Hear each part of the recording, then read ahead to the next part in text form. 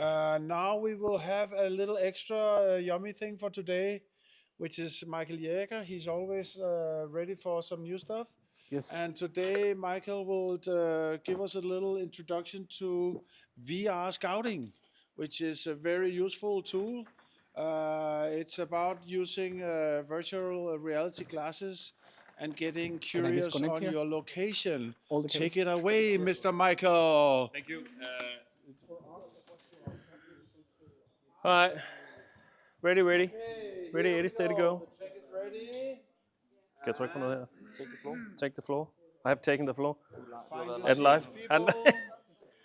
all And right. gather around. Be ready for Mr. Michael. Quiet on set, please. Jaeger. Hey, hello everybody. And online. I took my glasses off so I can't see you now.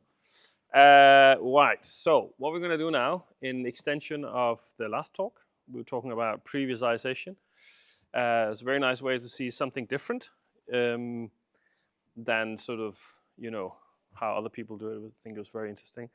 I'm going to showcase a part of the VP toolset, the virtual production toolset within Unreal. It's called Virtual Scouting, which is obviously in VR, hence the headset.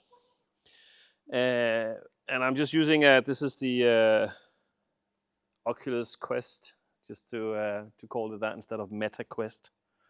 Don't like Zuckerberg too much, but I have to say though that these headsets are really good. So this is a virtual reality headset. You can use Vive. You can use any headset these days.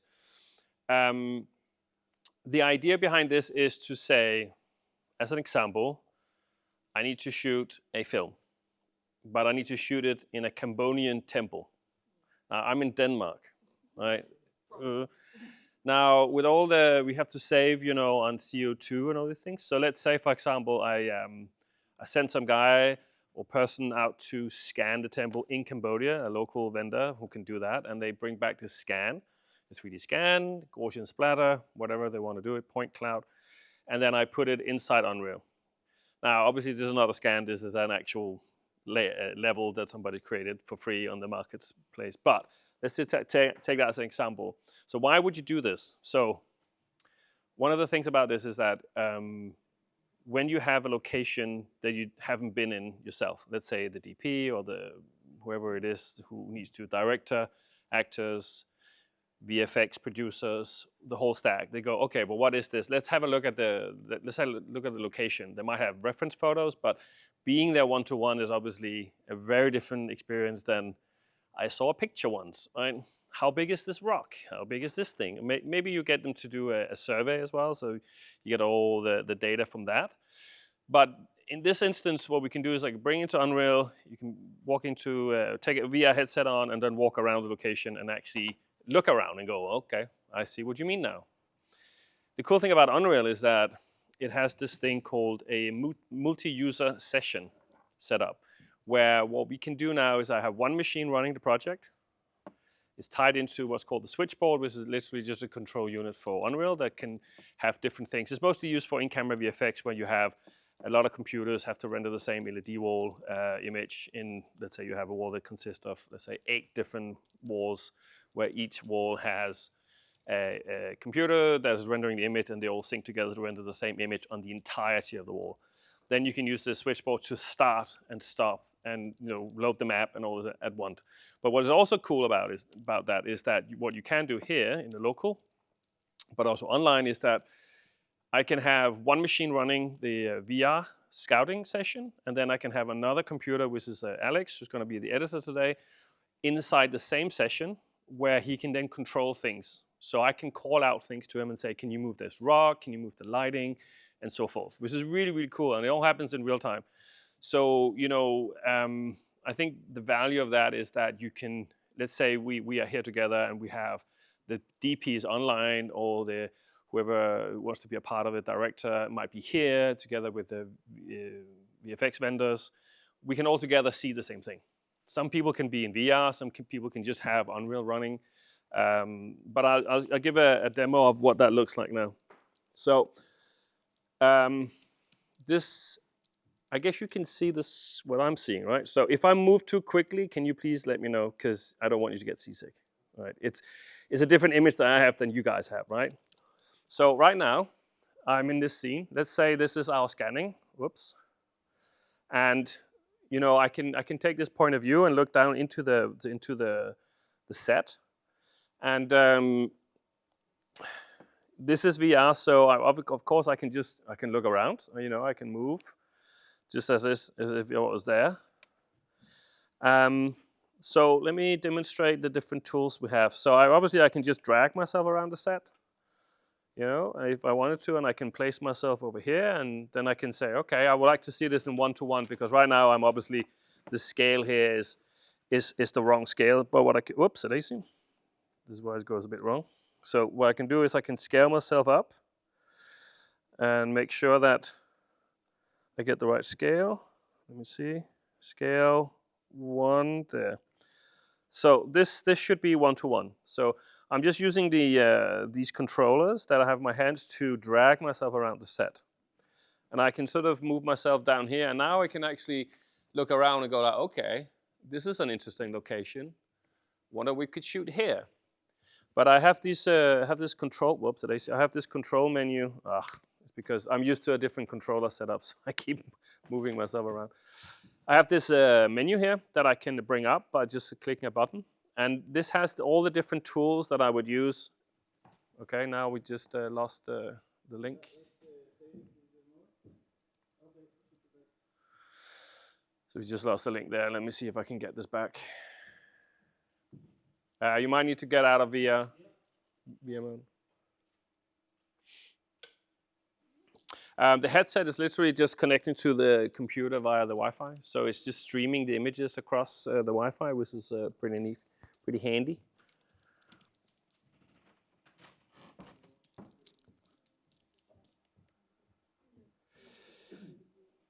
This is a live demo, so fun and games. There we go. Okay, go back in. There we go. So we're back in the set. So I'm just going to drag myself to where I was before, and then I can just make sure I'm in the right scale, scale 1, rotate myself around this way. And here's my menu, right? So as a creator or DOP and director, I can say, okay, but this is an interesting location. I like to use a camera to try and see what this looks like from this direction. So if I let go here, now I have this handheld viewfinder, and you can see here that it has all the information, what kind of lens I'm using, the focus, and even in the bottom it has this height, tilt, roll, and pan, which could be interesting because obviously when I look around, you want to know, what did I do, right? And it has this sort of smooth on, so it doesn't jitter too much because this can be very jittery, right? And what I can do is I can press a button and I can take a screenshot. That screenshot get captured and is saved in the onward project. But I can also hold down this button, and click here. And now I created a camera. So this camera here is now this camera. And I can move it around and say, well, I like to see it from over here. That camera is now created in Unreal. That means I can always use it in regards to Unreal as a sequencer camera. It has a name, Camera 03, so I can find it afterwards. This also has the opportunity to, let's see if I can get this up. I can change the lens, so I can go through all my lenses, and these can be predetermined. What kind of lens would I like to use? This is a zoom, this is a universal zoom, and I can go say, okay, I like the 50 from here, but there's something here, it looks a bit dark, right? I mean, I have an option to go in and say, okay, let me put auto exposure on, right? So it auto exposes just so I can manage to see something. So that's pretty nifty. I can do this. You can see I also got a bit of blur on here, so you can turn on and off the manual focus. So you can either choose to do that, or let's see. Then go down here, focus, set that to manual. So now it's just manual, right? Other tools I have is like, let's say I don't want to do that, but I want to draw something because it's like, on this wall over here, we need something here, right? So that becomes a thing in Unreal as well that we can talk about, right? We can refer to this point as like A or something and say, well, we need to paint this wall like darker blue or something, right? It has a measurement tool, which is really handy. Like, okay, but does the techno dolly fit in here? I don't know. How big is a techno dolly? You should ask Alan. This is okay. So here's 4 point. Huh? How wide is it? Okay, so here's 4.95 meters, right? So the techno dolly should fit in here. And let's just see this way.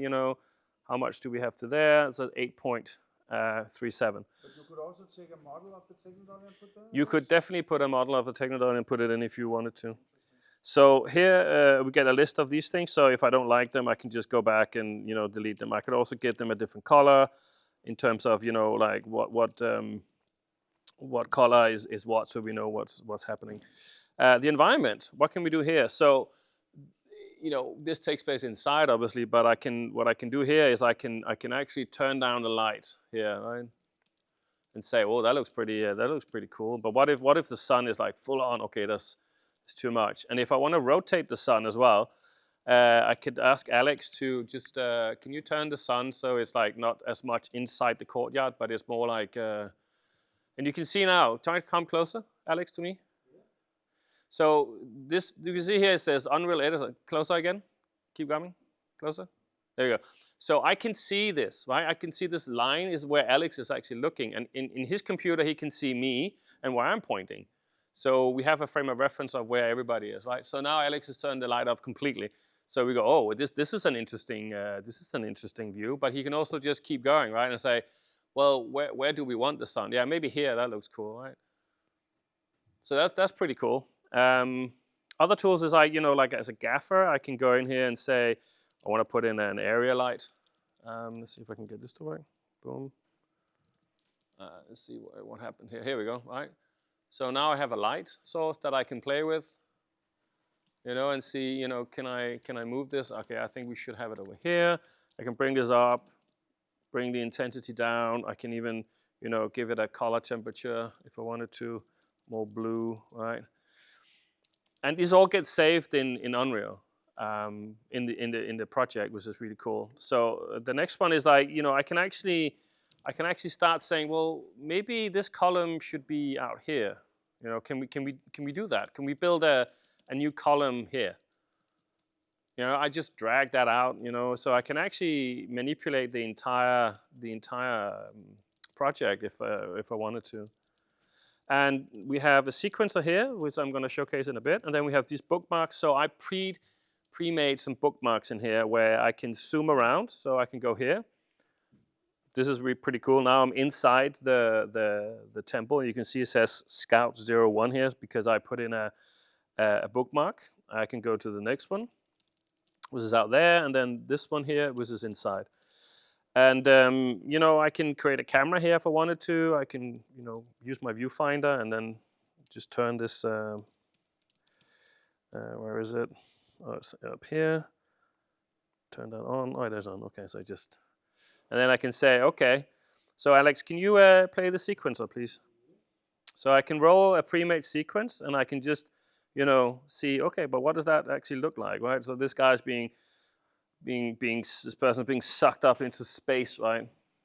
So I can just literally, and I can take a screenshot of this and say, oh, that's a cool thing. But I can also, what do I want? I want a lens. Let's say I want this lens instead, right? I need to turn off here we go. Turn that off. And then I can, oh, this is a cool place. Let me just create a camera.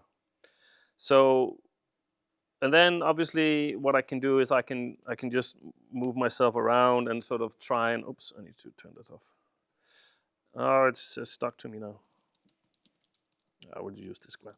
So I can also come here and go like, okay, but what does this look like from down here? I mean, and if I want to control the sequencer, I can go in here and then go, Alex, can you stop the sequencer? Yeah. Just pause it. Yeah, cool. Then I can actually, now I'm controlling the sequencer. So I can reverse it. So if I have like at one specific point, I'm like thinking, let's go back to that because I wanna just see what happens like from here, like when she flies up, like whoop, okay, there. So I have control of it. And then, of course, if the DP or the director was in the same scene as me with a camera, I can go, oh, let's play it from here, just find the right button. Okay, let's play that. Okay, fine. Let's go back again, play it again. So I think the tool is pretty cool because it has a lot of functionality. And if you have multiple people in here, they can all do stuff at the same time. So for example, Alex, can you move that lion on the left side of the character just more into frame? So I can see where Alex is and what he's looking at, and now he's moving it, right? And then rotate it facing me. There you go, thank you. So now, it's like, okay, maybe we should have an image from here, right? This is probably not going to work because I'm not one-to-one. So let's see.